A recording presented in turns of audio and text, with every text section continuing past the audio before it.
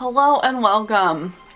There was a film back in 2004 called Tiger Cruise, and I feel like this film is so forgotten and underrated that no one knows about it anymore. But because of what it deals with, it's so important to talk about. So it's on our list and we're going to talk about Tiger Cruise.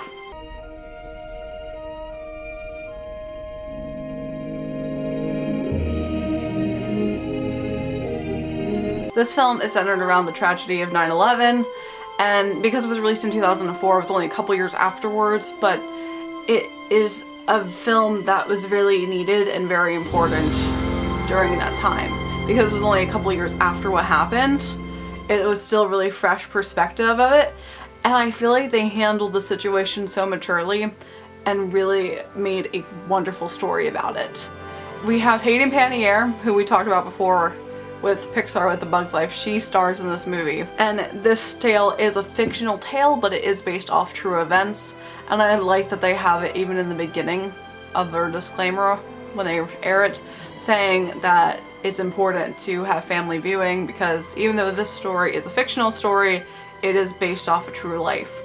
And I feel like it's really wonderful for them to do this because it opens up a really important discussion that's needed.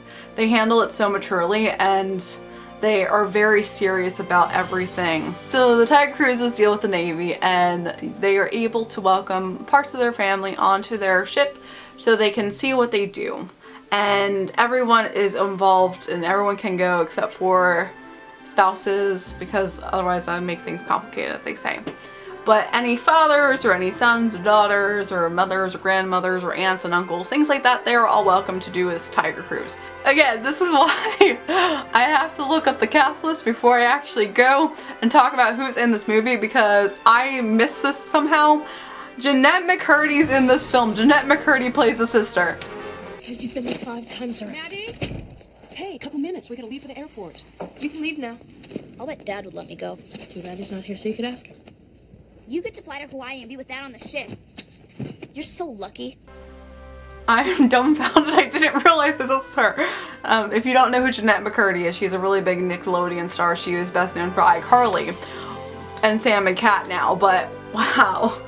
So you have Maddie, who is Hayden's character, and her family's currently living in San Diego because her father is in the Navy and he travels around a lot, but she ends up going on to this cruise for the first time, whereas Jennette McCurdy's character normally is the one that goes, and it's more of her wanting to have him come home and see what's going on and basically confront him about how she feels about being a Navy brat and that she misses him and is tired of him doing all of this and not understanding the sacrifices, because it's obviously understandable because they're kids. And I think this is really nice to show the positive side of the military, even though the military can get a little bit like propaganda a lot of times. I feel like this is a nice story about it, and it focuses on the family compared to the propaganda that we've had with the military. Hoorah says we never will be slaves. We Heil, but still we work like slaves. What? And this all happens a couple days before September 11th would happen. You have other kids as well that are also main characters and dealing with theirs. We have Tina, who is wanting to be like Air Force, Navy pilot, gung-ho about everything, and is just super duper duper excited. Hey, are you a Navy brat? I'm not a brat, okay? Okay? Anyway, the ship's name is the Constellation, but they call it the Connie. And it's 17 stories above water and 9 below. And if they stood it straight up, it'd be as tall as the Empire State Building. I mean, they have 100 aircraft on board. And they have a battle group that accompanies for, like a destroyer, a supply ship, a cruiser, a submarine. Oh my gosh, this is so scary. Okay, right before they land, they have to gun the engines just in case they miss the resting cables or something and they have to take off again. I mean, can you imagine being in an airplane like that? That would be so scary. But then we also have Anthony, who is a boy from New York City, which is also extremely important because the events happen in New York. And it definitely hits home, and I feel like that's really important and really awesome that they did this because they make it super relatable. And of course everyone else is far away from the situation, that they're like, oh, it's a tragedy, oh, we feel bad, but because he's from Staten Island and he knows people from the Twin Towers, it just is a whole different level. Because I'm also in the tri-state area and New York is my home, I remember how it was, and I was too young to comprehend what happened, but I knew what happened. But of course, we know it's a tragedy. Like, we understand what happened, but during the time, we didn't realize the scale of everything compared to people a little bit older would totally understand it 100%. We understand it maybe like 80%, I feel like.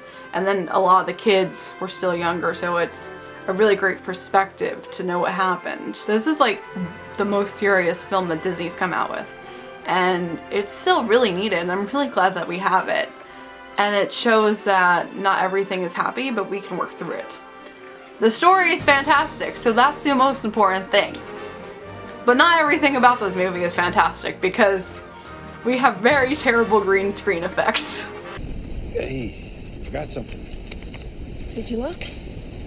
No, but I'd like to. Go ahead. And that kind of took me away from enjoying it today, because as a technical standpoint, it does take away from the emotional effort that they're putting into these scenes. That is a really, really minor detail though. And I think for the whole scale, it's important. The only other concern I would have is because it's so serious and just really, really, really emotional, the story can drag on a little bit, especially when you don't have any relevance to what happened. Because the sad thing is, it's happened almost 20 years ago. That's so scary. That is so scary to me. It happened almost 20 years ago. There are so many people today that weren't around for what happened, and I feel like it could be a lot of dissonance. Whereas the same thing we could be watching about the Civil War or something very far back in history, you're not going to be able to relate to it, especially as a kid, as you could as an adult. So I do understand that today, if they showed it, people watching, especially with the demographic that they go for, would not have any idea, and it's just whatever they're taught in history.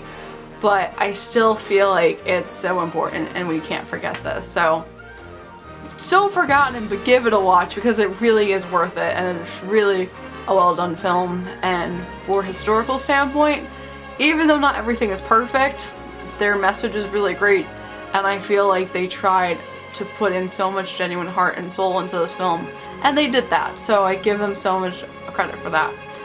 But that's it. There's no more serious DCOMs. This is it for our serious DCOMs, and the rest of the month is going to be focused on our fun, campy musicals. So tomorrow we're starting with the Cheetah Girls, and we're going to have fun from there. So stay tuned, and as always, I hope you have a magical day, and I will see you real soon.